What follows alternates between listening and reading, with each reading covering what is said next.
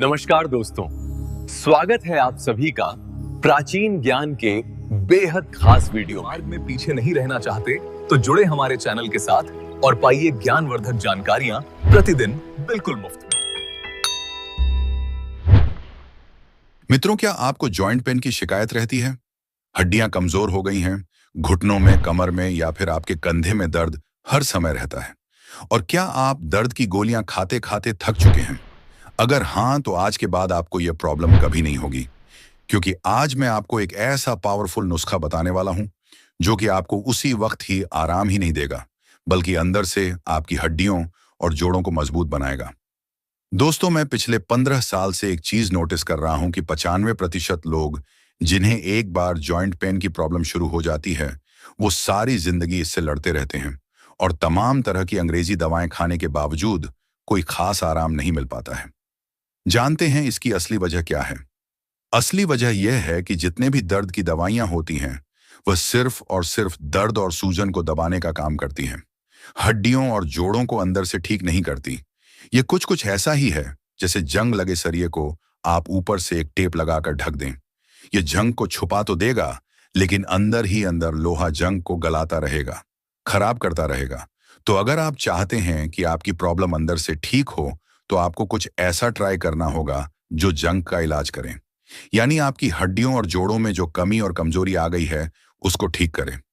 मित्रों, अब से पहले भी मैं बहुत सी वीडियोस में अलग अलग तरह के नुस्खे आपको बता चुका हूं जो कि हड्डियों और जोड़ों के लिए थे, और आज की इस वीडियो में जो नुस्खा मैं आपको बताने वाला हूं, ये इसी क्रम में एक और बेहतर और बहुत इफेक्टिव ऑप्शन है जो कि आपके किचन में मौजूद कुछ आसान से इंग्रेडिएंट से आप बना सकते हैं। तो चलिए बिना किसी देरी के आज की इस वीडियो को शुरू करते हैं और जानते हैं कि यह नुस्खा क्या है, कैसे इसे बनाया जाता है और किस तरह से आपको इसको इस्तेमाल करना है।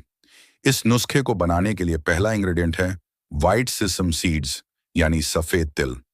मित्रों, तिल कैल्शियम का एक बहुत ही अच्छा नेचुरल सोर्स है जो कि हड्डियों और जोड़ों को मजबूत बनाता है। दूसरा इंग्रेडिएंट है मखाना। मखाने में कैल्शियम, फास्फोरस और प्रोटीन है जो कि आपकी हड्डियों और जोड़ों के लिए बहुत ज्यादा फायदेमंद चीज है। तीसरी चीज है बादाम। बादाम में विटामिन ई और हेल्दी फैट्स होते हैं जो कि जॉइंट्स को लचीला बनाते हैं और सेल्स को रिपेयर करते हैं। चौथा इंग्रेडिएंट है फ्लैक्स सीड्स, यानी अलसी के बीज। अलसी में ओमेगा 3 फैटी एसिड्स होते हैं जो कि जॉइंट में इन्फ्लेमेशन कम करते हैं और दर्द में भी आपको आराम दिलाते हैं। पांचवा इंग्रेडिएंट है सौंठ पिसी हुई। दोस्तों, सौंठ यानी ड्राई जिंजर ब्लड सर्कुलेशन को बढ़ाता है और जॉइंट और मसल्स की जो स्टिफनेस होती है उसको कम करता है। छठा है हल्दी पाउडर। हल्दी के बारे में तो आप लोग जानते ही हैं कि यह एक एंटी इन्फ्लामेटरी एजेंट है जो कि स्वेलिंग और पेन दोनों को कम करती है। सातवां इंग्रेडिएंट है काली मिर्च पाउडर, जो कर्कुमिन और कैल्शियम के अब्जॉर्प्शन को बढ़ा देती है। और आठवां और लास्ट इंग्रेडिएंट है मिश्री या फिर गुड़ पिसा हुआ, जो इस रेमेडी का टेस्ट और भी ज्यादा बढ़ा देता है।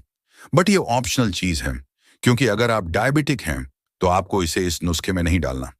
इस नुस्खे को तैयार करने के लिए सबसे पहले आइए इनकी क्वांटिटी जान लेते हैं कि आपको कौन कौन सी चीज कितनी कितनी मात्रा में लेनी है। तो तिल, बादाम और मखाने ये आपको लेने हैं 30-30 ग्राम।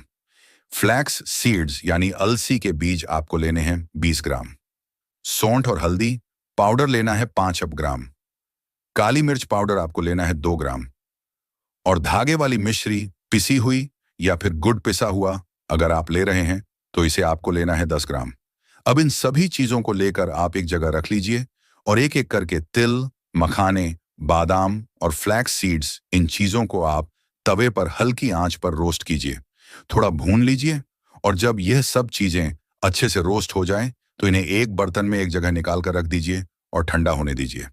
जब यह रूम टेम्परेचर पर आ जाए तो आप इनके अंदर बाकी जो चीजें आपने ली हैं वह भी मिला दीजिए, यानी आपकी काली मिर्च, हल्दी पाउडर, सौंठ पाउडर और जो आपने गुड़ या मिश्री ली है, ये सारी चीजें भी आप इन्हीं नट्स के अंदर मिला दीजिए। और अब इन सब चीजों को आप एक ग्राइंडर में डालिए और अच्छी तरह से पीस लीजिए। जब यह खूब बारीक पीस जाए और इनका पाउडर बन जाए तो इस पाउडर को आप निकाल कर एक एयर टाइट कंटेनर में स्टोर करके रख लीजिए। इस पाउडर को आप एक गिलास हल्के गर्म दूध के साथ रोजाना रात को सोते टाइम लेना शुरू कर दीजिए। आप चाहे तो दूध में 1 चम्मच देसी घी भी मिला सकते हैं। इससे क्या होगा कि आपको और भी ज्यादा अच्छे बेनिफिट मिलेंगे। इन चीजों का अब्जॉर्प्शन भी बढ़ जाएगा, ताकत भी बढ़ जाएगी। लेकिन हाँ, अगर आपका कोलेस्ट्रॉल बढ़ा हुआ रहता है या आपको मोटापे की समस्या है, तो ऐसे में दूध की जगह आप पानी का यूज कीजिए और देसी घी को बिल्कुल भी इस्तेमाल मत कीजिए। इसके अलावा अगर आपका डाइजेशन कमजोर है, तो आप रात की जगह इसे सुबह नाश्ते के बाद एक कटोरी दही में मिलाकर खाइए, क्योंकि सुबह में आपकी डाइजेस्टिव फायर तेज होती है और आपके डाइजेशन पे कोई एक्स्ट्रा लोड इससे नहीं आता। इस नुस्खे को लेने के साथ साथ आपको कुछ इंपॉर्टेंट टिप्स को भी फॉलो करना चाहिए। मित्रों, इससे कैल्शियम बॉडी में ज्यादा अच्छी तरह ऑब्जॉर्ब होगा, जॉइंट्स में लुब्रिकेशन बढ़ेगा और बोन रीजनरेशन का जो प्रोसेस है वह भी तेज हो जाएगा। फर्स्टली, रोज सुबह 8 से 11 बजे के बीच आप कम से कम 5 से 10 मिनट धूप में जरूर बैठे और अपने आर्म्स, लेग्स और कमर को डायरेक्ट सनलाइट के एक्सपोजर में रखें। इससे विटामिन डी बनेगा आपकी बॉडी के अंदर और कैल्शियम का अब्जॉर्प्शन बढ़ जाएगा। सेकंड है, लाइट वेट बेयरिंग एक्सरसाइज कीजिए, या अगर आप ये नहीं कर सकते हैं, आपको मुश्किल लगता है, तो कम से कम आधा घंटा वॉक तो जरूर कीजिए। इससे बोन डेंसिटी बढ़ती है, जॉइंट स्टेबिलिटी इंप्रूव होती है और मसल स्ट्रेंथ भी इंप्रूव होती है। तीसरा, अगर पॉसिबल हो तो आप अपनी डाइट में सहजन के पत्ते, रागी का आटा और आंवले को जरूर इंक्लूड कीजिए। इन सभी चीजों में ऐसे पोषक तत्व होते हैं जो कि हड्डियों और जोड़ों के लिए बहुत फायदेमंद हैं। और चौथा, इस नुस्खे को और इन टिप्स को 8 से 12 वीक्स तक कंसिस्टेंसी के साथ इस्तेमाल कीजिए, क्योंकि यह कोई जादुई नुस्खा नहीं है। एक रात में आपको कोई जादू की तरह फायदा नहीं हो जाएगा, बल्कि यह एक प्रूवन साइंटिफिक रेमेडी है जो कि धीरे धीरे अंदर से आपकी प्रॉब्लम को हल करती है। और इसके साथ आप ज्यादा चाय, कॉफी और कार्बोनेटेड ड्रिंक्स जैसे कोल्ड ड्रिंक वगैरह को पीने से परहेज रखें। हाई सॉल्टेड पैकेज फूड्स जैसे कि चिप्स, नमकीन या इस तरह के दूसरे स्नैक्स आप ना खाएं, और स्मोकिंग और अल्कोहल लेने से भी जितना ज्यादा हो सके उतना बचें। अगर आप इन टिप्स को फॉलो करेंगे दोस्तों, और इन चीजों का ध्यान रखेंगे, तो 99% आपको इस नुस्खे से बहुत अच्छा रिजल्ट मिलेगा।